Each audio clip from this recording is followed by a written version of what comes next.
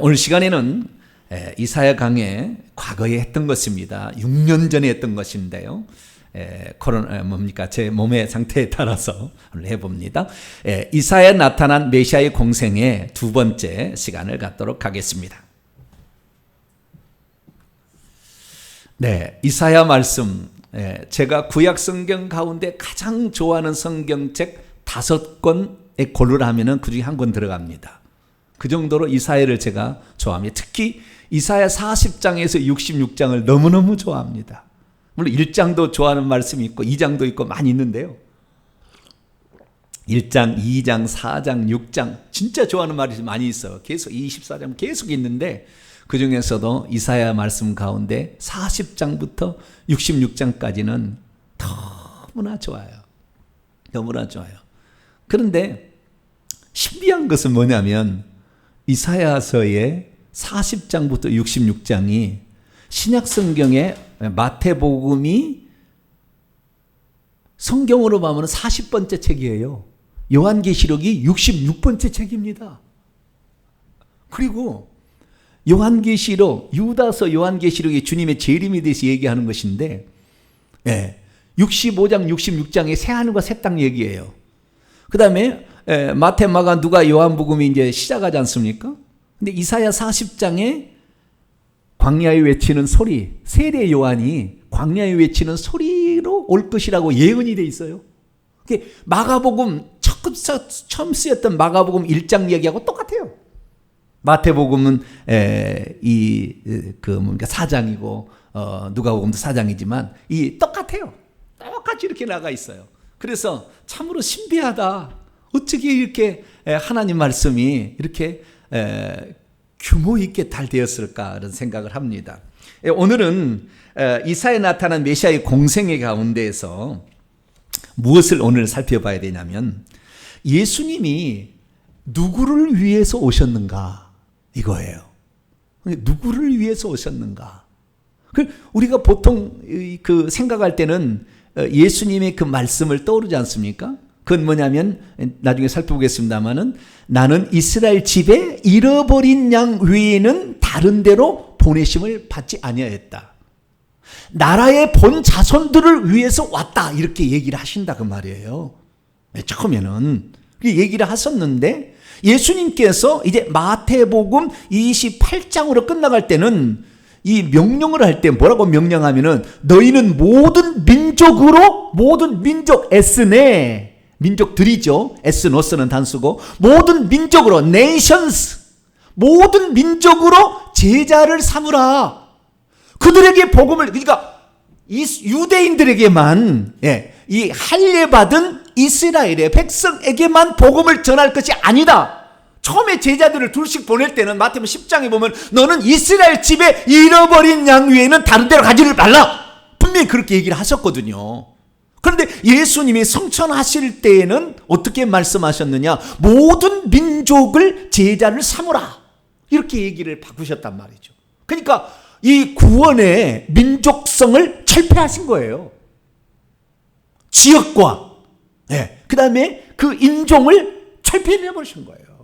유대인이라고 해서 할례를 받은 아브라함의 후손이라고 해서 특별한 은혜가 있는 것이 아니라 이제는 누구든지 내게 나와 복음을 듣는 자, 그 이름을 영접하는 자들에게는 하나님의 자녀가 되는 권세를 주시겠다라고 예수님께서 말씀을 하신 거죠.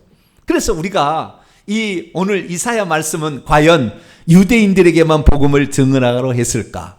아니면 이방인에게도 복음을 증언하라고 했을까? 아니 주님께서 오신 목적은 유대인들만을 위한 것이었을까? 아니면 이방인들까지도 위한 것이었을까에 관한 중요한 말씀이 이사야 42장과 61장, 55장 있는데 오늘 61장은 빼고 이사야 42장과 55장의 말씀을 통하여서 우리가 지금 이 말씀을 이제 살펴보려고 하는 거죠.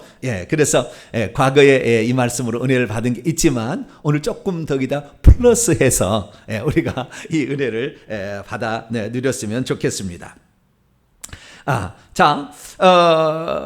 그 이사야 말씀을 보게 되면 이사야 말씀을 유대인들은 좋아할까요? 싫어할까요?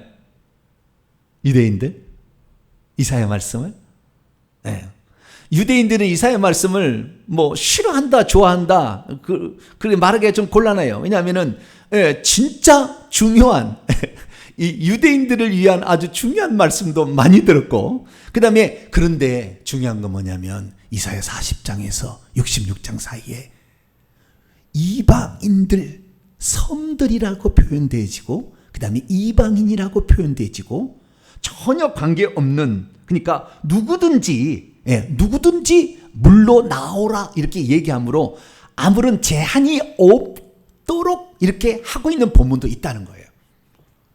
그래서 우리가 유대인들은 조금 이런 본문을 볼 때는 조금 싫어하겠죠. 우리만 특권을 좀 누리고 살아야 되는데 어떻게 이방인에까지 이러한 은혜를 다 베풀려 하시는가, 별로 싫어하는 생각도 가질 수도 있겠지만, 그러나 우리 주님의 하나님의 말씀을 우리는 듣고 그대로 가야 되니까, 만약에 이 이사야 말씀과 같이 우리 이방인들, 또 호세아 같은 그 구약의 북이스라엘 쪽에는 호세아, 남유다는 이사야, 이게 이방인들을 향한 하나님의 계획이 이렇게 들어가 있는 성경책이 있단 말이죠. 그래서 우리는 그것을 통해서 오늘 우리가 받을 은혜를 많이 생각할 수가 있습니다. 오늘도 그래서 이 이방인들에게까지 어떤 생각을 주님께서 갖고 있었고, 그래서 우리 주님께서는 그들에게 어떤 은혜를 베풀려고 작정하셨는가, 그래서 실제로 그런 삶을 사셨는가 라는 부분에 관하여 오늘 말씀을 한번 나눠보기를 원합니다. 자, 이사야에서 예수님의 공생애, 자, 예수님의 생애를 중요하게 나누게 되면요, 예수님의 탄생에 관한 한 부분이 있고요, 그 다음에 예수님의 공생애, 이게 3년 반이라는 그 생활을 공생애를, 그러니까 기름 부음 받은 자 메시아로서 그 일을 하는 과정이 있었고, 그 다음에 죽음과 부활이라는 게 있습니다. 그 다음에 승천과 재림이라는 이런 큰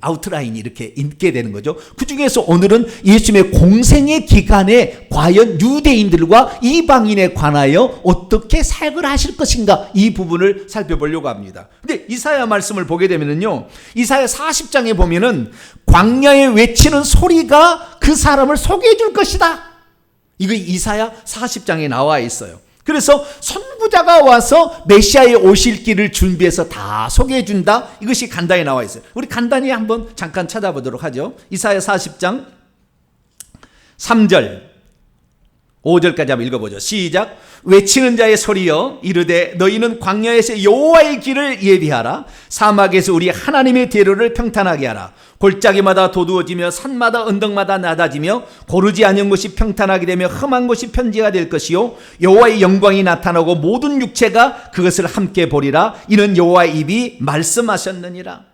여호와의 길을 예비하고 우리 하나님의 대로를 예비하라는 광야에 외치는 소리가 있다는데, 여호와의 길을 예비하고, 그 여호와가 누구예요? 예수님이잖아요, 오실 길이.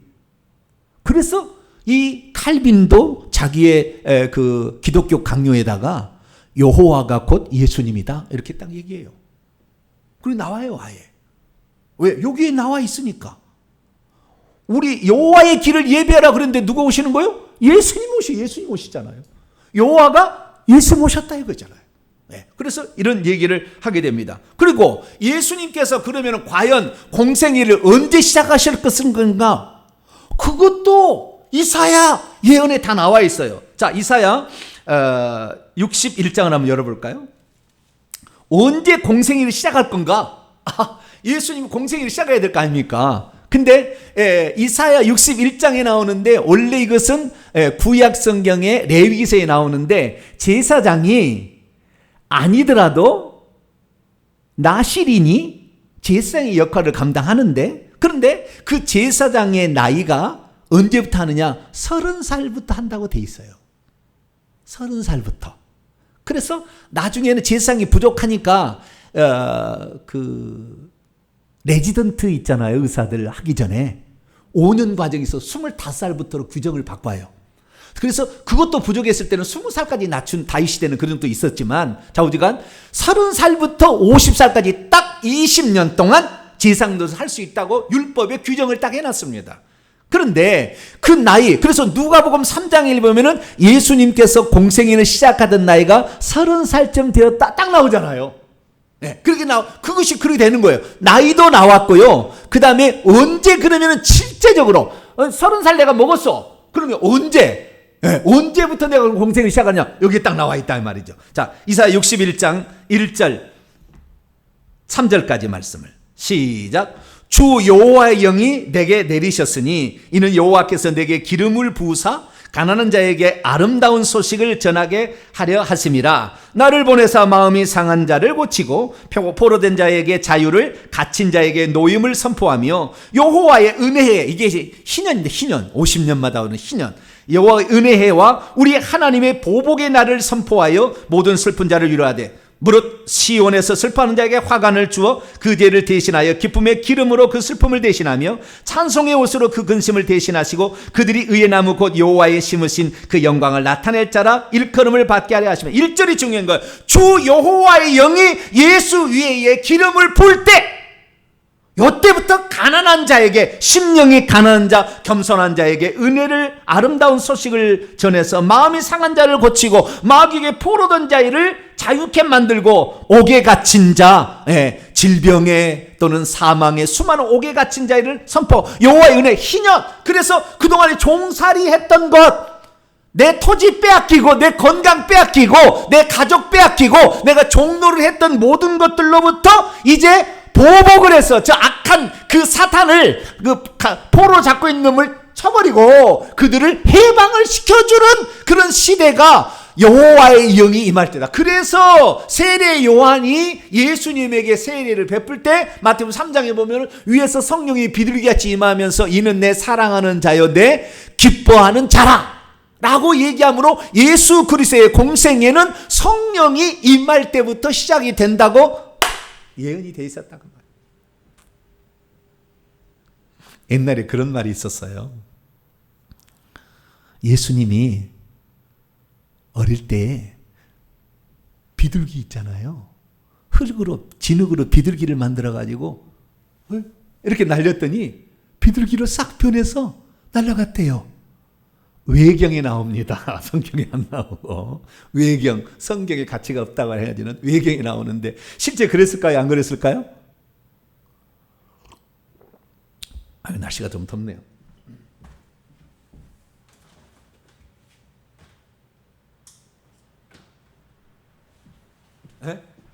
외경에 실제 그랬을까요? 안 그랬을까요? 택도 없는 이야기라고 말해요. 메시아로서 예수 그리스도는 인간으로서 이 땅에 보냄을 받았기 때문에 30살 때까지는 부모에게 순종해서 받드시고 목수의 일을 하시고 아버지가 일찍 돌아가셨기 때문에 자신의 삶을 가족의 부양을 하는데 큰 아들로서 그 역할을 감당했어요. 그런데 그 공생일을 30살 때 한다는 율법의 제사장 규정에 따라서 그 일을 30살 때 시작하신 것이고 30살 때 언제냐? 세례 요한이 와서 소개해 줄 때 라고 얘기를 했는데 그 소개해 준 게 뭐냐? 언제 공생애의 딱 시작이냐? 소개해 준 게 아니라 성령이 임하는 그 순간부터 딱 그렇다. 자, 누가복음 4장을 봅니다. 그러니까 우리 예수님의 생애는 그냥 걸어간 생애가 아니에요. 그냥 있어진 생애가 아니라고요. 성경대로 메시아에 관한 예언대로 그대로 쭉 이렇게 가시게 됩니다. 자, 우선 누가복음 4장 16절부터 보게 되면 16절부터 예수께서 그 자라나시고 나사렛 이르 안식일에 늘 하시던 회당에 들어가서 성경을 읽으려고 서심해 선지자 이사야 글을 들으셨는데 사람이 두루마리죠. 큰 두루마리. 책을 펴서 이렇게 기록한 데를 찾았어요. 그러니까 한쪽은 말고 한쪽은 막 감았겠죠. 곧 18절 주의 성령이 내게 임하셨으니 이는 가난한 자에게 복음을 전하게 하시려고 내게 기름을 부으시고 나를 보내사 포로된 자에게 자유를 눈먼 자에게 다시 보게 함을 전파하며 눌린 자를 자유롭게 하여 주의 은혜의 해를 전파하게 하심이라 하였더라. 그리고 20절에 21절이 중요합니다. 읽습니다. 시작. 책을 덮어 그 맡은 자에게 주시고 앉으시니 회당에 있는 이들이 다 주목하여 보더라. 이에 예수께서 그들에게 말씀하시되 이 글이 오늘 너희 귀에 응하였느니라. 이 예언의 말씀이 이제 시작이 되었다라는 겁니다. 예, 그래서 예수 그리스도께서 공생애를 언제 시작하시겠는가?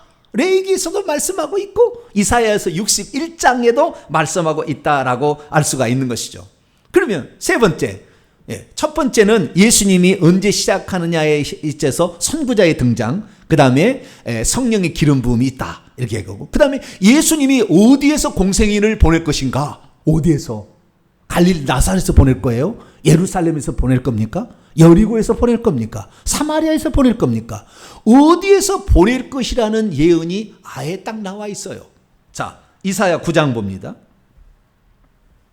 예수님의 공생의 사역지가 딱 나와 있는 거예요. 이사야 9장 1절에서 2절.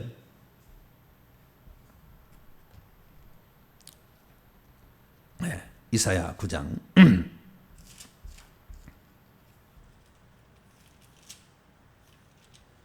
읽습니다. 시작. 전에 고통받던 자에게는 흑암이 없으리로다. 옛적에는 여호와께서 스불론 땅과 납달리 땅이 멸시를 당하게 하셨더니 후에는 해변길, 여기 해변은 갈릴리 해변을 가리키는 거예요. 해변길과 요단 저쪽 이방의 갈릴리를 영화롭게 하셨느니라. 흑암에 행하던 백성이 큰 빛을 보고 사망의 그늘진 땅에 거주하던 자에게 빛이 비쳐서다. 어디에서 예수님이 공생애를 보낼 것인가? 나사렛 태어난 곳에서 보낼 것, 그게 아니라는 거예요. 어디 이방의 갈릴리 지역에서 해변길을 돌아다니시면서 복음을 증거하더라. 마태복음 4장, 마태복음 9장 보면 그대로 나와요. 어디에서 예수님 공생애를 보낼 것인가? 그래서 예수님은 평소 때 그 갈릴리의 가버나움의 전셋집은 아닌 것 같은데 좌우지간 그런 집을 하나 얻었어요. 그때는 전세 개념은 없었을 거 아니에요, 그죠? 사글세 했나? 모르겠어요. 사글세 했나? 모르지만 좌우지간 가버나움에 집을 한 채 얻어서 거기서 예수님이 기거를 하셨어요. 그게 뭐 자기의 병을 낫게 해준 사람이 집을 내줬는지 뭐 했는지 잘 모르겠어요. 근데 좌우지간 가버나움에, 갈릴리의 가버나움에서 예수님이 사셨어요. 거기에서 3년 반 생활을. 그리고 절기 때마다 어디로 가셨어요? 요단강 건너편 베레아를 지나서 그 다음에 요단강을 건너서 여리고에서 예루살렘으로 가서 절기를 지키셨어요. 그러니까 예루살렘에 생활하는 것은 절기 때 그 근방만 있는 것이고, 어쩌다 한번 그냥 직진해서 한번 올라온 적이 있었어요. 사마리아 지역을 통과해가지고. 그래서 수가성에 일부러 가신 적이 한번 있었어요. 다 요단강 저 건너편 동쪽으로 가가지고 이렇게 우회하는 수단으로 항상 이렇게 사신 것입니다. 그래서 예수님의 사역지가 왕도인 예루살렘이 아니라 천대받은 갈릴리, 바로 그곳에서 사역하실 것이다. 이렇게 나와 있다 그 말이죠. 그러면은 그분이 또 공생애를 사실 때 어떤 일을 할 것인가? 어떤 일을 할 것인가? 이런 부분에 대해서도 나와 있어요. 자, 어떤 일을 할 것인가? 공생애 부분에 어떤 일? 이사야 35장입니다. 이사야 35장. 뭐 한두 가지가 아닌데요. 몇 가지만 찾아보고 넘어가야 돼요. 한두 끝도 없습니다. 이사야 35장 5절 6절. 그분이 다윗 가문에 다윗의 우선으로 그 다음에 예수님이 죽으실 때는 어떻게 버림을 당하고 그 다음에 묘실에, 부자의 묘실에 들어가면 다 나와 있어요. 이사야 보면은 다 나와 있어요. 53장에 다 나와 있어요. 근데 어쨌든 공생애 지금 중요한, 죽음 그것은 나중의 일이고 공생애고 사역 일이니까. 자, 이사야 35장 5절 6절 말씀을 한번 읽어보죠. 시작. 그때 맹인의 눈이 밝을 것이며 못 듣는 사람의 귀가 열릴 것이며 그때 저는 자는 사슴같이 뛸 것이며 말 못하는 자의 혀는 노래하리니 이는 광야에서 물이 솟겠고 사막에서 시내가 흐를 것임이라. 아멘. 왜 예수님께서 맹인의 눈을 고쳐주셨을까? 요한복음 9장에 날 때부터 소경된 자를 고쳐주셨을까? 왜 못 듣는 사람의 귀를 듣게 하셨을까? 왜 이 나면서 38년 된 안진뱅이 아니라 나면서 38년 된 그 누워있는 사람을 어떻게 해서 걷게 하셨을까? 그 벙어리, 말 못하는 사람을 어떻게 말하게 하시는 그런 일, 여기에 나와 있었다는 말이에요. 여기에 나와 있었다. 오늘 이사야 42장에도 나와요. 자, 이사야 42장 한번 열어볼까요? 이사야 42장 7절입니다. 이사야 42장 7절 읽습니다. 시작. 내가 눈먼 자들의 눈을 밝히며, 여기 하나님께서 그 택한 종에게 그렇다는 말이에요. 눈먼 자들의 눈을 밝히며 갇힌 자를 감옥에서 이끌어내며 흑암에 앉은 자를 감옥에서 나오게 하리라. 아주 영적인 의미들입니다. 여기 눈먼 자는 그냥 눈먼 게 아니고요. 영적으로 눈이 멀어서 아무것도 모르는 거예요. 영적인 그런 실제도 실제이지만, 그 다음에 갇힌 자, 이 죄수들, 죄인 된 사람들을 구출해 주러 예수님이 이 땅에 오셨다라는 것이고요. 그 다음에 흑암에 앉은 자, 어둠 속에 있는 자들을 그 어둠의 감옥, 어둠의 세상, 사망의 세상 주관자, 어둠의 이 우주 주관자인 사단 마귀로부터 그들을 꺼내 주시려고 오셔서 그 사역을 할 거다. 그러니까 예수님께서 맨날 귀신 쫓아내고 마귀에 눌린 자를, 귀신을 쫓아내시고 병든 자를 고치시는 이 일을 왜 하셨는가? 그냥 인기 얻으려고? 내가 병 잘 고치니까 사람들 많이 주워 모으려고? 그게 아니라 이사야서에 이미 이렇게 예언되어 있었기 때문에 우리가 이렇게 할 수 있다는 것이죠. 그래서 예수 그리스도께서는 성경에 기록된 대로 이렇게 하셨다는 것입니다. 자, 그러면 예수님의 성품은, 그러면 예수님께서 왜 그들에게 이렇게 긍휼을 베푸신 거잖아요. 쉽게 말해서. 그럼 예수님의 그 긍휼은 어디에서 나오는 것인가? 그 예수님의 성품까지도, 공생에서 진행하실 성품까지도 나오시는 것이 바로 이사야 42장 1절에서 4절까지 말씀입니다. 그래서 이제 본론에 들어갑니다. 자, 이사야 42장 1절에서 4절까지 말씀 보면 이것이 바로 구약 성경에 보면은 여호와의 종의 노래라고 이스라엘의 랍비들이 이렇게 정해놓은 게 있어요. 그것이 이사야 42장, 49장, 50장, 52장에서 53장 이렇게 여호와의 종의 노래가 있는데, 첫 번째 여호와의 종의 노래가 이사야 42장 1절에서 9절까지 말씀이에요. 9절까지. 네, 9절까지 말씀인데 제가 줄여서 1절만 1절에 4절까지만 써놓은 거예요. 근데 1절과 4절만 알아도 그 밑에 있는 것은 금방 이해가 됩니다. 자, 1절 보니까 내가 붙드는 나의 종, 내 마음에 기뻐하는 자 곧 내가 택한 사람을 보라. 내가 나의 영을 그에게 줬습니다. 그렇잖아요. 성령을 주셔가지고 그 일을 시작하게 하시는데, 그가 주었은즉, 그 다음이 중요한 거예요. 이거 유대인들이 별로 안 좋아해. 그래서 그가 이방에 공의를 베풀리라. 공의를 베풀기도 하고요, 그 다음에 은혜를 베풀기도 하는 거예요. 은혜를 베풀기도 하는데 6절 말씀 보세요. 6절 말씀 보세요. 시작. 나 여호와가 의로 너를 불렀은즉 내가 내 손을 잡아 너를 보호하며 너를 세워 백성의 언약과 이방인의 빛이 되게 하리라. 이방인에게 빛이 되게 하기로 하리라. 그 다음 4절 또 보세요. 그는 쇠하지 아니하면 낙담하지 아니하면 세상의 정의를 세우게 이르니 섬들이 그의 교훈을, 섬들이라는 것은 해안 지역들을 지칭하는 표현입니다. 해안 지역을. 그래서 이러한 크게 봤을 때는 저 우주에 올라가게 되면 지구가 섬들이겠죠.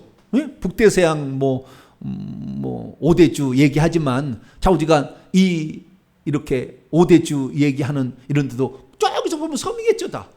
그래서 지구의 모든 사람들, 특히 이 이방인들에게 주님께서 유대인들만이 아닌 이방인들까지 은혜를 베풀겠다고 아예 약속을 해놨다 그 말이에요. 이게 아주 중요한 거예요.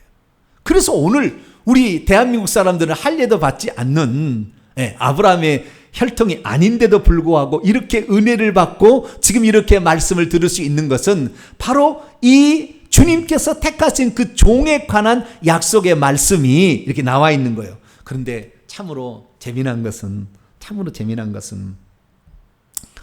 우리가 그 구약 성경은 히브리어로 기록된 거 아시죠? 히브리어로. 그래서 히브리어로 기록돼 가지고 AD 8, 9세기 가면 이것을 이제 딱 그 정합니다. 이것을 이 텍스트 이상의 더 이상의 고치거나 빼지 말라. 딱 정. 그것을 마소라 텍스트라고 그래요. 마소라 텍스트. 히브리어 성경. 완성본이죠. 그런데 그 8세기, 9세기 들어가고 11세기까지 요 근방에 이제 이렇게 이제 딱 고정이 되는데 사람들 가운데에 무슨 생각을 갖게 됐냐면은 과연 이것이 구약 시대에 성경이 기록된 거하고 똑같을까 고민을 좀 했어요. 우리가 혹시 틀린 성경을 가지고 있지는 않을까. 그런데 이 쿰란 동굴이라고 1945년경에 47년인가요? 그 쿰란 동굴에서 이사야서가 발견이 된 거예요. 그런데 이사야서가 똑같아! 구약 700년경의 이 사람인데, 그러니까 한 1700년 이상의 세월이 지났는데도 글자도 하나 안 틀려. 놀라운 거예요. 그런데 이 구약 성경을 이 구약의 이스라엘 백성들이 BC 586년에 남유다가 멸망해서 결국에 흩어졌지 않습니까? 네. 다 쑥대밭되고 5만 명 바벨론으로 포로로 잡혀가서 바벨론은 메대 페르시아에 멸망당하고 헬라에 멸망당하고 다시 로마에 멸망당하고 계속 이방에서 살았어요. 그래서 이방 지역에 사는 사람들은 언어가 히브리어가 능통하지 않아요. 그래서 헬라어를 쓰고 산 거예요.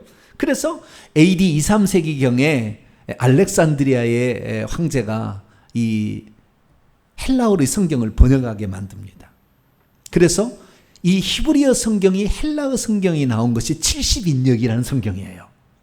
그러면 신약에 나와 있는 성경책 있잖아요. 구약을 인용하는 성경책들 100% 다 70인역을 갖다 쓴 거예요. 마소라 텍스트를 쓴 게 아니라 마소라 텍스트는 찾아보기도 일평생 한 번 구경하기도 어려워. 이건 옛날 히브리어 성경은. 그래서 이것을 번역해서 책으로 냈기 때문에 이 70인역 성경은 누구나 이것을 얻기가 좀 쉬웠어요. 다른 거에 비해서. 그러다 보니까 70인역 신약 성경의 모든 예언 구약의 예언들은 다 70인역을 갖다고 인용을 한 거예요. 근데 인용을 한 거 보면은 그냥 감동이 돼요. 왜 감동이 되냐면 저는 신약학자잖아요. 헬라어를 했잖아요. 헬라어를 전공을 했잖아요. 헬라어를 보게 되면 구약 성경의 이렇게 불분명한 의미들이 신약 성경의 동사에 그 단어에 자기가 빼곡히 들어있어요. 빼곡히 들어있어가지고 읽으면은 그냥 가슴이 절절절해. 왜냐하면 그 뜻이 분명 여기에는 그냥 구약 성경은 쉽게 말해 정서적인 언어예요.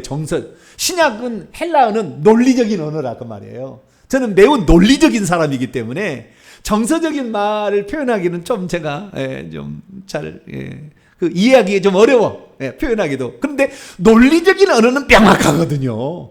논리적인 언어를 이 예수님이 이걸 직접 인용을 해버립니다. 이 예언의 말씀이 이루어졌다고. 자, 마태복음 12장입니다. 근데 거기에 헬라어로 기록이 돼 있다 그 말이에요. 그러니까 그 의미를 얼마나 저는 구구절절하게 마음속에 그냥 막 이렇게 들어올 때 그런 느낌이 들겠냐 그 말이죠. 자, 마태복음 12장 18절 17절부터 이제 이사야 말씀 그거 이사야 42장 말씀을 인용을 한다 그 말이에요. 예수님께서 인용을 하는데 18절 보면은 보라 내가 나의 택한 종 곧 내 마음에 기뻐하는 바 내가 사랑하는 자로라. 그대로 번역을 해놨는데요. 헬라어를 보게 되면은요. 여기에 내가 나의 택한 종이라 됐지 않습니까? 종이란 말은 원래 헬라어로는 둘로스를 써야 됩니다. 종, 노예, servant 하려면은 둘로스라고 써야 되는데 여기에서는 파이스라고 써 있어요. 파이스. 이 파이스란 말은 뭐냐? 우리가 잠깐 찾아보게 되면 자, 사도행전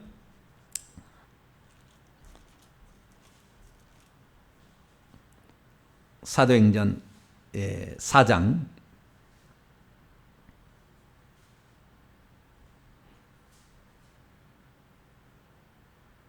30절입니다.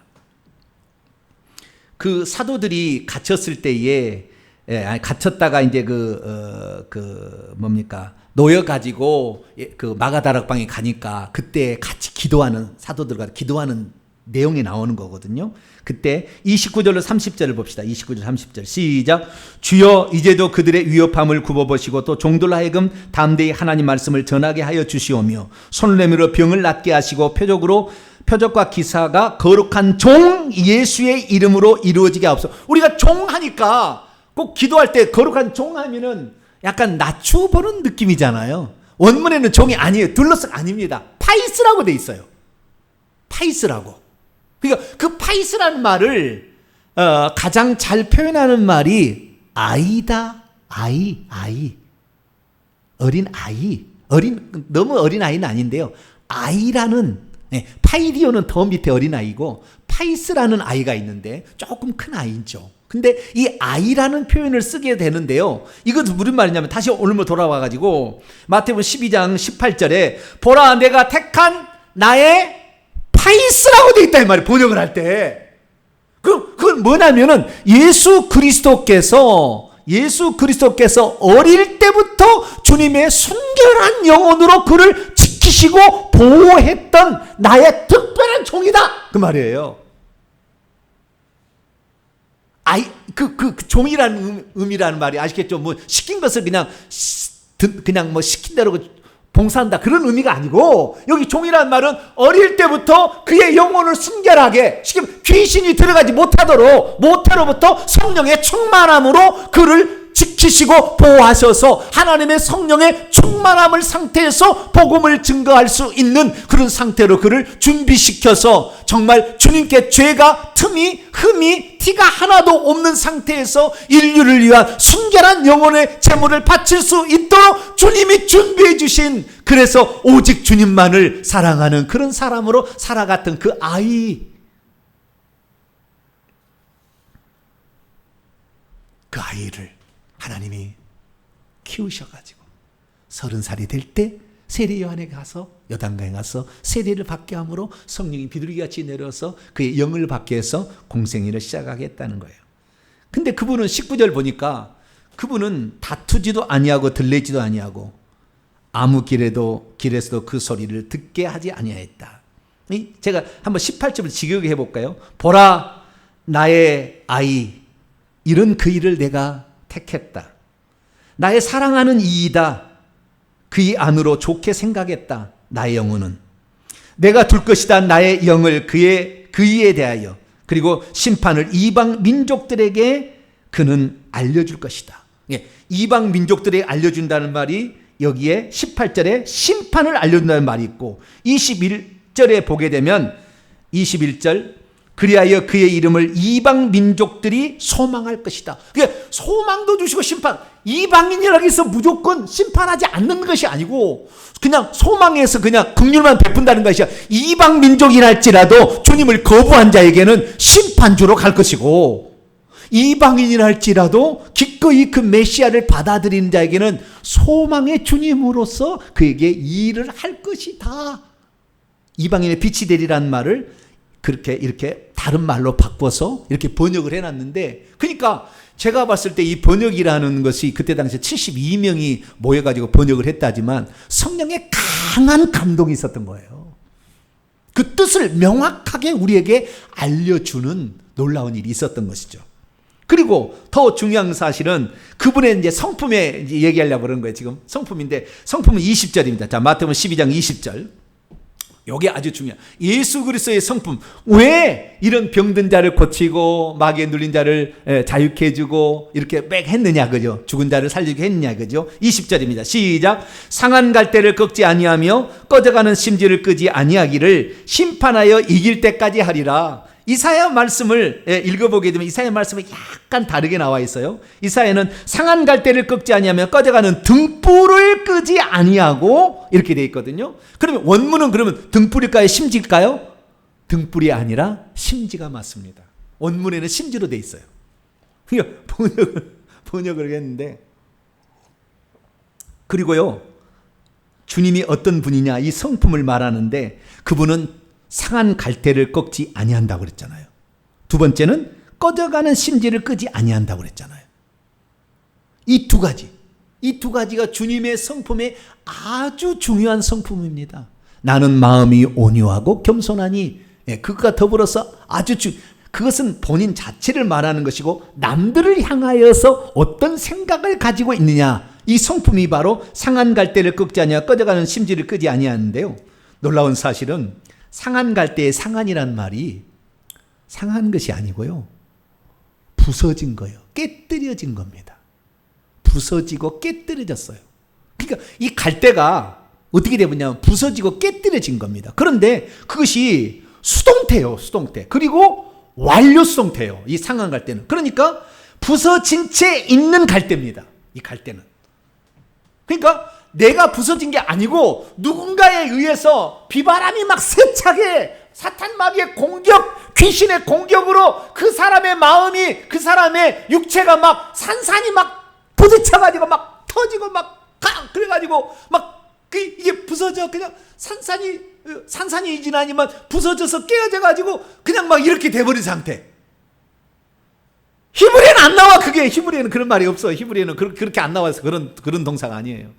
그런데 헬라어를 보게 되면 동사, 분사, 완료, 수동태로 나오는 거예요. 깨뜨려지고 부서지고 이런 상태로, 그러니까 어떤 심령의 상태가 더 이렇게 될 수도 있어요. 이것은 외적인 것보다. 그러니까 어쨌든 마귀가 타지고 이렇게 타져가지고 스스로가 아닌 남의 공격을 받아서 그래서 꺾어져 버리려고 하지만 그 갈대를 주님은 절대 꺾지 아니한다. 나는 이렇게 한다고 했다. 주님이 여기에 놀라운 은혜가 있는 거예요. 우리가 아무리 상하고 우리가 아무리 죄를 짓고 우리가 아무리 더럽혀진다 할지라도 그 사람이 더럽혀져 죽여버린 게 아니라 그가 살아있을 때까지는 그 긍휼을 멈추지 아니하고 그가 돌아오기를 간절히 바라시는, 밤새도록 이슬을 맞으시면서 녹화하시면서 나는 너에게 들어가서 너를 새롭게 하고 싶다. 나는 너를 고쳐주고 싶다. 나는 너를 악효풀로 붙여서 다시 부서지지 않도록 나는 너를 만들어 주겠다. 막 이런 마음을 그냥 간절히 갖고 있는 그 마음이 주님의 마음이라 그 말이에요. 이 마음이.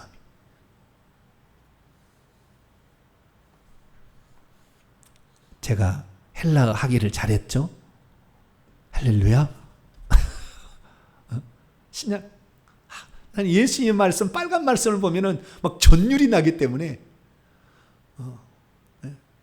예수님의 말씀을 들으면 막 전율이 나, 전율이. 그분이 얼마나 우리를 사랑하시고 저와 여러분을, 우리 온라인 식구들을 얼마나 사랑하시는. 나는 그가 죄가 많다고 너 간음했느냐? 돌로 쳐라! 이게 아니라 그 말이에요. 구약에는 간음한 자는 죽이라고 그랬어요. 죽이라고. 현장에서 붙잡혔잖아요. 너희들 중에 죄 없는 자가 먼저 돌로 치라. 이랬잖아요. 우리가 죄 없는 사람이 어디 있겠어요? 주님은 그렇게 죄인이 회개하고 주께 나아오시기를 그렇게 기뻐하신다. 그렇게 기뻐하신다. 상한 갈대 얻어 터지고 너무나 힘들어서 어떻게 인생을 일어날 수도 없는 그런 좌절에 누워있는 그 사람에게 소녀야 내게 일어나라. 달리다 쿰. 나는 너에게 소망이야. 나는 너를 일으켜 세워줄 수 있어. 내가 바로 너의 주인이고 내가 너를 만들었거든. 너는 나를 의지해. 나만 의지하면 나는 반드시 너를 일으켜 세워줄 거야. 할렐루야. 그분이 예수 그리스도다. 이것이 이사야서의 예언이 되어 있었는데 신약의 기자들이 70인역의 성경을 이렇게 인용함으로 그 의미를 분명하게 우리에게 알려주고 있다. 두 번째는 꺼져가는 심지를 끄지 않는 거예요. 여기에 꺼져간다는 말은요, 등불, 꺼져가는 등불이라니까, 꺼져가는 등불, 구약에는 꺼져가는 등불이니까 등불이 바람이 불어가지고 꺼져가는 것처럼 돼 있잖아요. 근데 그 말이 아니에요. 원문에는 꺼져가는이 아니라 현재분사 능동태인데요. 연기가 현재분사 수동태예요. 그걸 연기가 내어지고 있는이에요. 내가 연기를 내는 게 아니고 누군가가 나를 막 눌러가지고 타지 못하게 그 심지에서 불이 타지 못하게 만들어서 이제 꺼지려고 연기가 나고 있는 거예요. 연기가. 아시겠죠? 이제 연기에다가 불이 있다가 처음에는 불이 타오르지만 그 다음에 연기 나잖아요. 그러다가 없어지잖아요. 근데 지금 여기 원문에 보면은 연기 내고 있는, 현재 분사 수성태예요. 연기되고 있는 심지를 그분은 끄지 않는다. 그러니까 이것도 내가 당한 거예요, 당한 거. 내가 스스로 그런 것이 아니라, 그래서 우리 인류가 소망이 있게 된 것은 스스로 타락하지 않았다는 거 아닙니까? 첫 사람 아담이. 사단 마귀는 스스로 타락한 놈이요. 그러니까 용서가 없어. 거기는 그냥 한 번 지옥은 영원한 지옥이요. 그들의 운명은 한 번 결정이면 영원한 결정이에요. 그러나 우리는 사단 마귀가 꼬여서 넘어간 거 아니에요. 그렇기 때문에 우리에게는 기회가 있는 거예요. 회개할 기회가 있는 거예요. 할렐루야. 우리를 위해서 주님께서 한 번 더 재생의 기회를 주는 거예요. 우리가 그렇게 우리 스스로가 스스로 하나님을 거역한 존재가 아니었고 사단 마귀에 의해서 잘못 꼬여가지고 우리가 당했기 때문에 하나님께서는 우리가 설령 오늘 마귀의 말, 어제까지 잘 들은 마귀의 말을 들어서 내가 잘못된 길을 갈지 알더라도 포기하지 아니하시고 회개만 하라. 회개만 하라. 회개만 한다면 내가 너 꺼져가는 거 다시 불을 붙여줄 거다. 꺼져가지 않게끔. 그게 주님의 마음이라. 근데 우리는 얼마나 요즘에는 타락 많이 했는지 좀 약한 사람은 꽉 눌러버려 그냥. 눌러버려 그냥. 눌러버려. 여러분들은 꺼져가고 힘없고 고통받고 약한 자들을 꼭 도와주시길 바랍니다. 그때 얼마나 힘이 나는지 몰라요. 얼마나 위로가 되는지 몰라요. 그게 바로 우리 주님의 그 마음이에요. 이런 사람들이 천국 가는 거예요. 누가 아파 죽겠는데 넌 죽어버려라. 매장을 시켜버리고. 천국 못 가요. 그 사람 절대 못 가요. 절대 못 가요. 그런 사람 절대 못 가요. 그래서 우리 이사야 42장의 말씀은 바로 공생애의 예수님의 그 성품에 관하여 우리에게 알려주는 그런 말씀이다. 이게. 그래서 이 예수 그리스도의 이 사랑과 긍휼을 한번 받아본 사람들은 이 사랑을 다른 사람에게도 그렇게 전할 수밖에 없다. 이것이 야고보 말이에요. 네가 진정 회개를 했으면 행함으로 나올 수밖에 없다. 그런데 네가 시간이 지났는데 행함이 안 나오고 있다? 너 가짜로 믿고 있는 거야 지금. 너 가짜로. 너 믿음 아니야. 진짜 믿음 아니야. 너 속고 있는 거야. 세뇌교육 받은 거야. 세뇌교육. 그래서 우리의 삶이 그런 삶이 나타나고 있는지를 살펴보시고 안 나타난다면 오늘부로 회개하셔서 주님 회개에 합당한 실천적인 삶을 살 수 있도록 도와주옵소서. 그렇게 나가길 바랍니다. 그 다음에 이사야 55장 이제 두 번째 파트입니다. 이사야 55장 여기에는 1절 말씀 먼저 읽어봅시다. 시작. 오호라 너희 목마른 자들아 물러 나오라. 돈 없는 자도 오라. 너희는 와서 사 먹되 돈 없이 값 없이 와서 포도주와 젖을 사라. 여기 세 가지를 주겠다는 거잖아요. 누구든지 여기 누구든지. 너희 어떤 제한이 없어요. 유대인 아니고 이방인 제한이 없고 어떤 사람들 목마른 자들 돈 없는 자들. 그렇죠? 여기에 보면은 누구냐? 목마른 자들 돈 없는 자들. 목마른 자들에게는 생수를 주겠다 약속하신 것이고 돈 없는 자들은 포도주와 젖. 자, 포도주와 젖은 돈을 줘야 사는 거예요. 자, 포도주 돈 줘야 주죠. 젖 우유.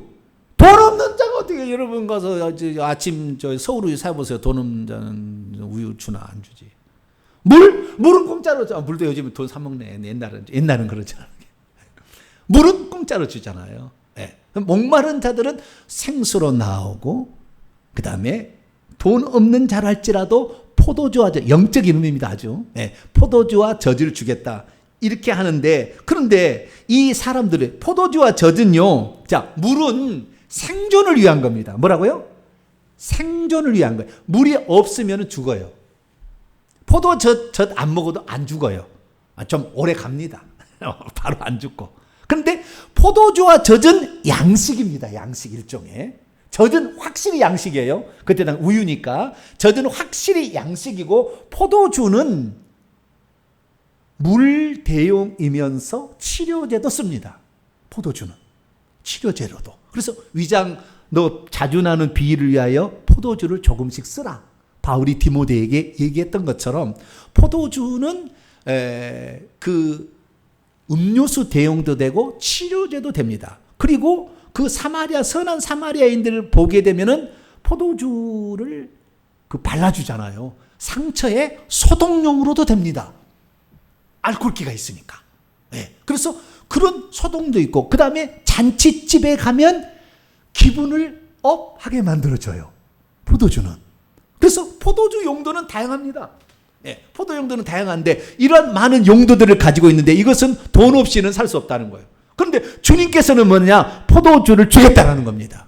방금 이 얘기는 무슨 얘기냐면, 내게 나오는 자는 나의 포도주를 나는 값없이 주겠다. 이것이 이사야 예언이에요. 누구든지, 유대인만 주는 게 아니라 이방인할지라도, 먼저는 목마른 자들은 그냥 다 주겠다는 거예요. 이게 바로 뭡니까?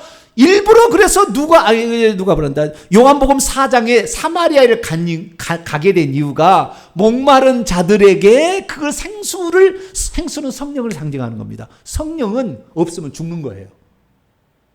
없으면 죽는 거. 그래서 이 성령을 상징하는 겁니다. 자, 누가 보면 요한복음 4장 봅시다. 먼저 생수를 주님이 주신다. 목마른 자에게 생수를 주신다라고 얘기했죠. 자, 요한복음 4장 13절 14절 읽습니다. 시작. 예수께서 대답하여 이르시되 이 물을 마시는 자는 다시 목마르려니와 내가 주는 물을 마시는 자는 영원히 목마르지 아니하리니 내가 주는 물은 그 속에서 영생하도록 솟아나는 샘물이 되리라. 예수 그리스도께 이 샘물은, 자, 요한복음 7장에 성령을 상징합니다. 요한복음 7장 37절에서 39절. 요한복음 7장 성령을 지칭하는 물, 불, 바람, 기름 많은 종류가 있는데 그 중에 물도 성령을 상징해요. 자, 37절에 39절 시작. 명절 끝날 곧 큰 날에 예수께서 서서 외쳐 이르시되 누구든지 목마르거든 내게로 와서 마시라. 이거 왜 그런 거예요? 이사야 55장 1절의 말씀을 이루려고 사마리아에 일부러 가셨다 말이에요. 그냥이 아니라. 네, 계속 38 시작. 나를 믿는 자는 성경의 이름과 같이 그 배에서 생수의 강이 흘러나오리라 하시니 이는 그를 믿는 자들이 받을 성령을 가리켜 말씀하신 것이라. 예수께서 아직 영광을 받지 아니하셨으므로 성령이 아직 그들에게 계시지 아니하니라. 성령이요 우리 안에 들어오게 되면은요 이 배에서요 생수를 만들어요. 성령이. 그래가지고 가슴에다 이렇게 부어줍니다. 치료자가 치료 일어나는 거 보면은요 그것이 영적으로 보여요. 배에서 나와요. 배에서 생수가 만들어가지고 올라와가지고 차게 되면은 기쁨과 평강이 딱 차요. 진짜예요, 진짜. 이거 그냥 예수의 한 얘기가 아니라. 그래서 예수 그리스도께서는 누구든지 목마른 자들은 하늘의 생명이 갈급한 자들에게는 값없이 하늘의 생명을 내가 숨을 쉬며 가라사대 성령을 받아라. 그렇게 했다는 말. 그래서 값없이 주님께서는 누구든지 성령을 주신다라고 말씀하시고, 포도주와 전, 포도주라는 것은 결국에 우리의 구속을 위한 거 아닙니까? 우리의 속죄. 예수님은 거기다 한 가지 더 추가한 거잖아요. 이건 내 피라고 해버렸잖아요. 아까 이런 기본적인 용도 플러스 포도주는 뭐예요? 예수 그리스도의 피를 상징하는 거예요. 그것은 속죄라는 것은 그 피가 그 죄를 덮음으로 죄를 없다 해 주신다라는 것을 약속한 겁니다. 그래서 값없이 와서 돈 없이 오지만 나의 포도주를 주겠다. 그래서 그렇기 때문에 이 포도주와 젖이라는 것은 결국에 셋 다 마시는 거거든요. 종류가. 먹는 것 중에서 마시는 종류잖아요. 물, 포도주, 젖은 아시겠죠? 다 물, 포도주, 이 우유 이런 것은 다 약 이런 것은 마시는 것인데 이 마시는 것이 결국에 포도주나 젖 이것들이 결국에 우리의 영혼의 생명이 되어지고 영혼을 건강하게 해주고 영혼을 튼튼하게 해주고 우리의 죄는 없애주고 하는 이 역할들을 주님이 다 하시겠다라는 거예요. 그런데 사람들은 뭐 했느냐? 자, 55장 2절 보세요. 이것을 주님께로 이것을 달라가지 아니하고 어떻게 했느냐? 2절 시작. 너희가 어찌하여 양식이 아닌 것을 위하여 은을 달아주며 배부르게 하지 못할 것을 위하여 수고하고 있느냐? 내게 듣고 들을지어다. 그리하면 너희가 좋은 것을 먹을 것이며 너희의 자신들이 기름진 것으로 즐거움. 기름진 것 좋은 것은 성령이에요. 기름 성령의 기름. 그래서 성령과 그 다음에 포도주 속죄와 그 다음에 젖 양식을 우리에게 주님께서 주시는데 우리는 육체의 것을만을 위하여 열심히 지금 세상의 육체 배부르게 하는 것만을 위해서 계속 살아가는데 그거 아니야. 그거 일시적인 거야. 그것은 영원한 것에 대한 표적일 뿐이야. 그러니까 실제를 찾아야 돼 이렇게 얘기를 하는 거예요. 그러면 누구를 통해 줄 거냐? 55장 3절이에요. 이것이 바로 장차올 다윗의 자손이자 뿌리신 예수 그리스도를 통해서 준다는 것이 3절 4절 말씀입니다. 자, 3절 4절 시작. 너희는 귀를 기울이고 내게로 나와 들으라. 그리하면 너희 영혼이 살. 그렇죠. 주님께 나오는 것이 믿음이라니까요.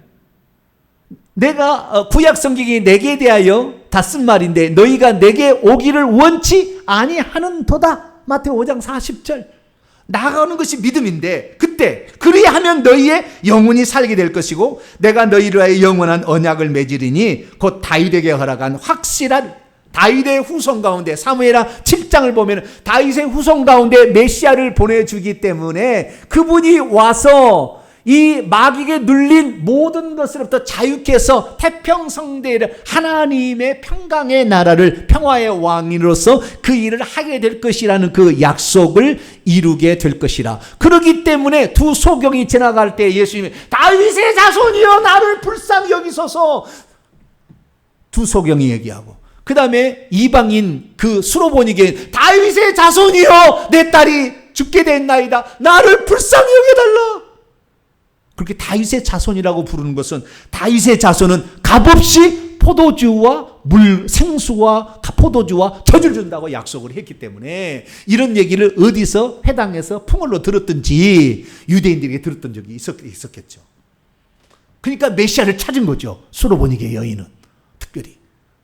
왜? 저 사람은 낫게 해준다는 약속이 있다라는 것을 믿었기 때문에. 그래서 예수님께서 이 땅에 오셔가지고 사람을 보니까요. 유대인들보다는 이방인들이 훨씬 더 간절하고 사모해요. 왜? 자격이 없었잖아요, 우리는. 그런데도 우리에게 은혜를 베푸신다고 하니까 너무 이건 황공무지하는 거, 황송한 거예요. 우리는 그런 자격이 없는데. 응? 다윗의 언약의 자손도 아니고 우리는 아무것도 아닌데 그런데 그 다윗의 자손으로 오신 분이 나는 다윗의 자손일 뿐만 아니라 나는 다윗을 만든 뿌리야. 다윗에게만 은혜 베푸는 것이 아니야. 다윗처럼 나를 사랑하고 자신의 죄를 시인해서 두 번 다시 죄를 짓지 아니하며 진실로 나를 사랑하고 여호와는 나의 목자시니 내가 부족함이 없으리라. 주의 뜰에 나를 거하기만 하던 나는 은혜입니다. 지난번에 제가 설교했다. 주의 뜰에 새 예루살렘 그 뜰 안에 내가 거하기만 해도 나는 너무나 큰 은혜입니다. 나는 너무 죄를 많이 지었어. 하나님께 큰 죄를 지었어. 그런 마음을 가지고 있었다고 하죠. 그 언약은 그래서요.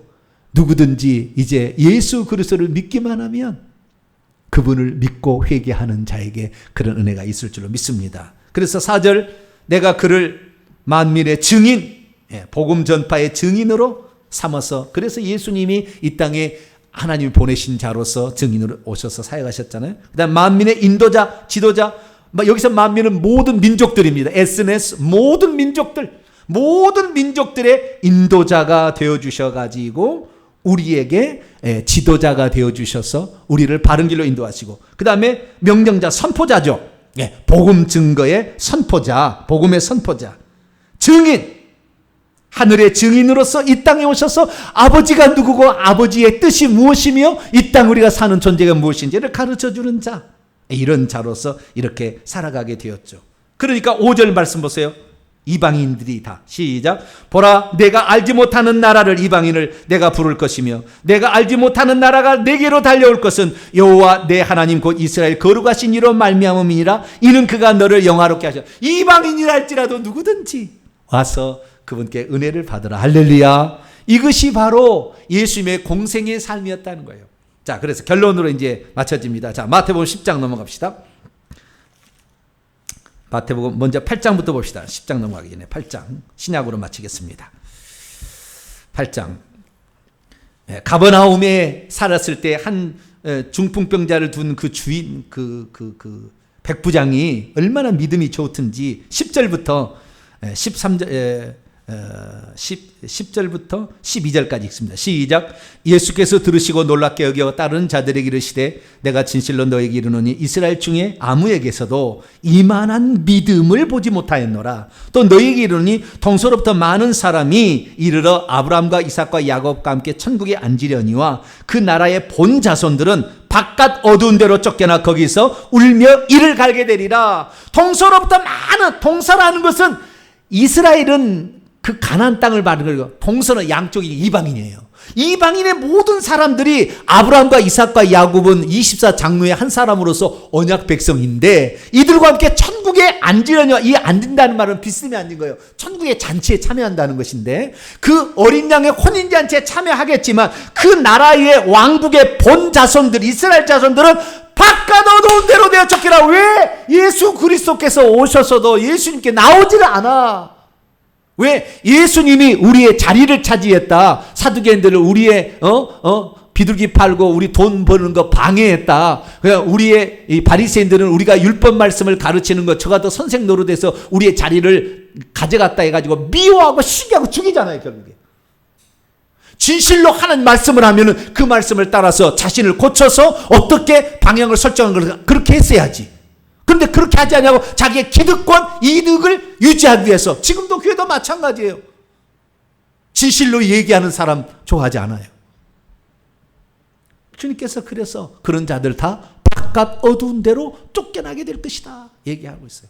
그러면 원래는 예수님이 어떻게 했느냐. 자, 마태복음 10장 제자들에게 이렇게 얘기했죠. 5절 6절입니다.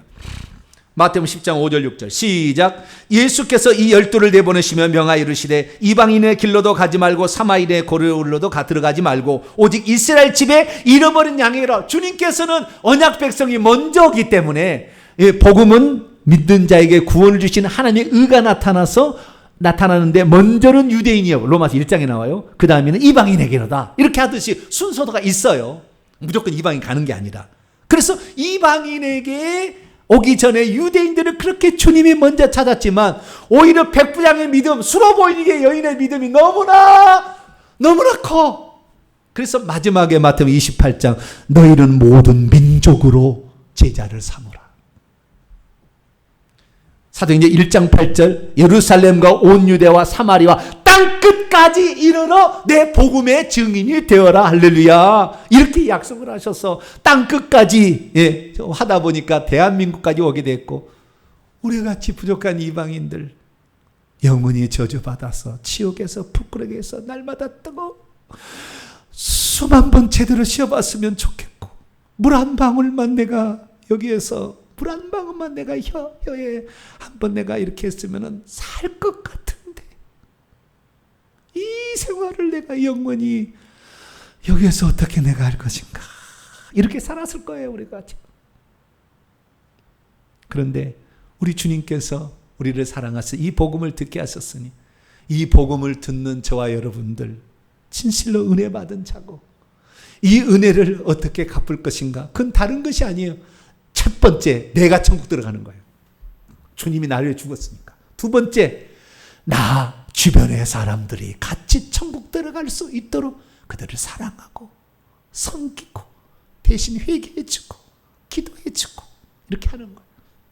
그거 하다가 우리 천국에서 같이 즐겁게 우리 주님 영원히 그 이름 앞에 면류관 벗어놓고 찬양 드리는 복된 성도가 되기를 간절히 바랍니다.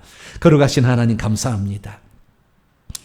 오늘 오랜만에 이사야 말씀을 들었습니다.